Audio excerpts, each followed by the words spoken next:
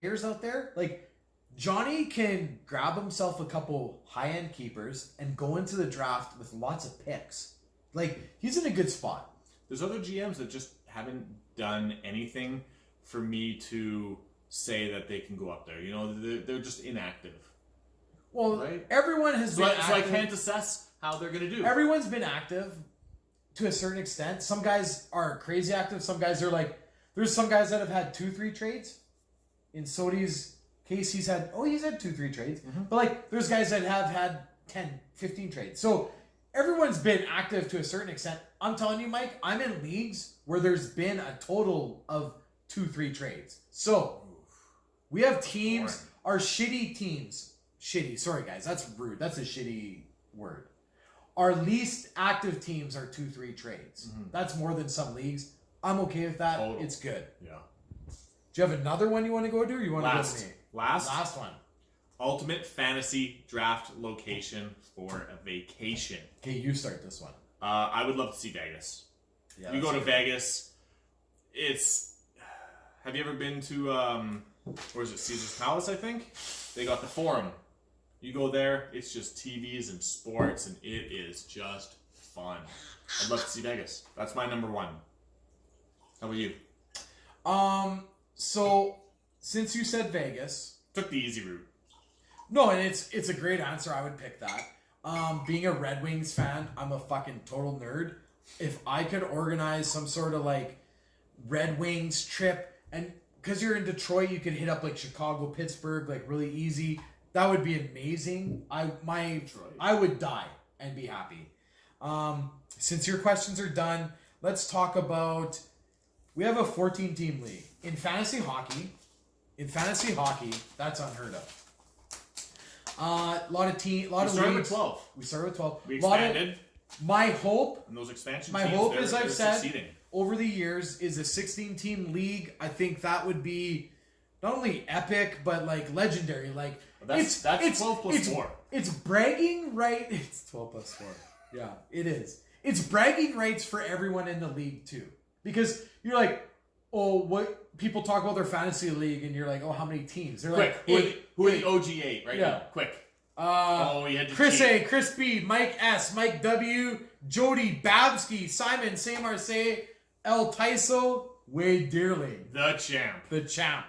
Crazy. Yeah. We have 8 out of 14 guys. 2 are in expansion. So you think about that. 10 out of 14 teams are like original. You think about Trevor, Blair, and Johnny, to a lesser extent than the other two, took over after COVID, which was like there was a COVID stoppage, and then Bella stepped in.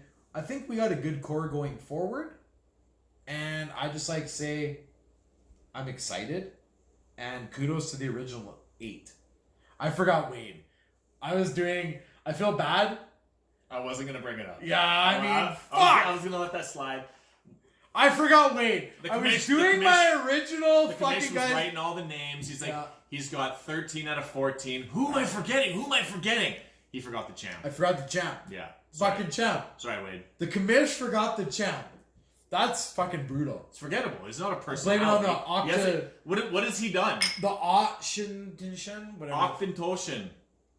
Wade is a forgettable personality. Jeez. I thought you were going to blame it on the previous scotch, which was the Wade Killer. Oh, the Wade Killer, the Ardbeg.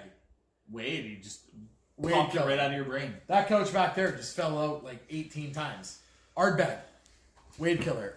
Moving forward. So that's a 58% original GM, which is awesome. So, you want to talk about expanding to 16 teams. Now, we were watching the Johnny interview earlier tonight. The Lost interview. Which was fantastic. And it was fucking hilarious. One of my favorite moments of the THFHL. Again, another Johnny moment. Johnny is full of moments. But it's when he's like, you got 2 expansions. And you can see me on camera. And I look at Wade. I look at Tyson. I look at Mike. And I'm like, I got one expansion. And he's arguing, and we're like, Wade's like, no, just one. So, one expansion. Yeah. 2 teams. I have expressed over the years to people that my ultimate goal is a 16-team league split up into 4 divisions. Will Quebec get a team At some point, I think they will. in this league? In this league. In this league. That doesn't make any sense. Someone living in Quebec. Well, Simon Saint-Marseille is from Quebec. Quebec gets a team. When he takes his boots off, he puts them down side by each. Simon, we love you. We do love you, you son of a bitch. He is by far the most handsome guy in our league. I don't know if the original... Oh, the other thing about the original 8, 7 of those motherfuckers showed up Central Social Hall for our first draft, which was awesome. And I hope to do that. Now that COVID's over, I hope to do it much more. So a 16-team league. Obviously, there's challenges. You talk about things. The roster changes. Probably we only have 1 starting goalie. 4D. This sort of thing. You still have lots of depth because you're adding teams. It's still lots of depth, lots of roster manipulation. I mean, what do you feel about that?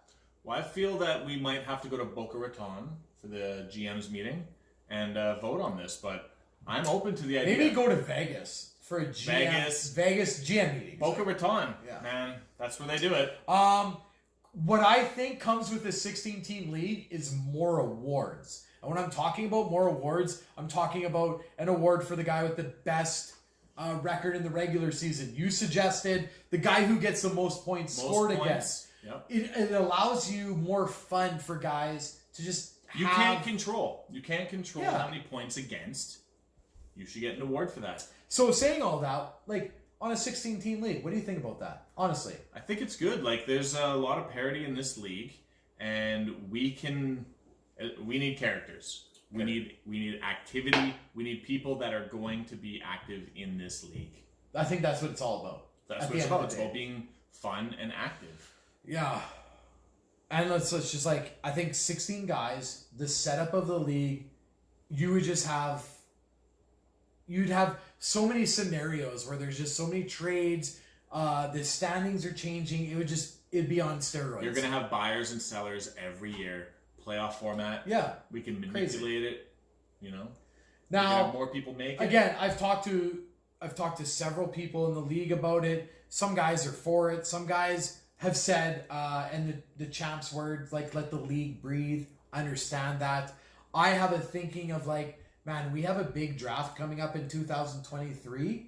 I would like to try to get it to 16 before that because it would, you know what I mean? It makes less work for myself. I guess I'm being selfish because in 23, if you expand or after, you're starting like, these guys are coming back into the draft. How do you do that? It makes it more difficult. To move on, like I said, 16 teams is awesome. I think we can get there. It's going to be fucking awesome. More awards. These are some good questions, and I like this. Are you ready for this one? I'm ready. Go in depth on a team you find fascinating. The team that I find fascinating the most is Bellis. 30 seconds, quick. He started Why? with franchise players and traded them, and he came in and lit the league on fire. Made his team deep. He made his competitive. exactly. You took the words right out of my mouth. He was trading players. He got a lot of depth, and everyone was looking and being like, "This guy knows what he's doing." And then just kept trading those players for slightly worse, but kept getting more depth, and just kept going and going and going. He's addicted to trading. Until your depth becomes And now his depth is Yeah. garbage. He's Yeah. traded all of his good players, has not got value for what he's traded away. Yeah, there was a point there where I legitimately thought Bellis was going to knock Polt out for the playoffs. I thought he was going to knock me out. He had the tiebreaker over me. I was example. legitimately worried. I'll give you an example. Everyone wants to knock the McCarr trade, whatever. But I'll give you our trade, Bellis and me. That was a gentleman's trade. Riley for Werenski. The McCarr trade was a gentleman's trade. And it was a good job for Bellis. And then Tyson turns around. It was a good job for Tyson. Yeah, it was a good job for Tyson. But like, kudos to Bellis. He felt bad. Like, here you go. Bellis. Yeah, Bellis. And then Tyson turns around and fucking rapes him. Anyways. And then You look at our trade. So you trade O'Reilly Yep. on Toronto, defenseman, 2.9 points a game. You get Besser and Werenski. Werenski is a D-man, 2.5 points a game. Besser's like 2.3 points a game. You're actually adding value to your team. It worked out. And he did that. He did that like with 3 guys, and his team was good. And then I think it was like crack cocaine, and he just kept going and going and going and going and going. Yeah. Even in Cuba, he was still active. So I'll go into a team that I find fascinating. Who's your most fascinating And team? it might be because I sit beside this motherfucker every day at work. Matt Clark, you know I'm talking about you motherfucker. Ace. What a guy. He's cold, calculating. This guy is struggling for goalies. He traded away Merzlikins. In a trade with Tyson. First of all, low-key, Tyson made some trades early that I don't think enough people talk about. They were really good trades for Tyson. Trading Malkin and Taves for like a first. I think he got a first, a second, and Merzlikins, or a first and Merzlikins. Like, he got a starting goalie and 2 high picks for 2 guys. Like, Tyson's out of it. He's not keeping them. Peace out. Like, good job, Tyson.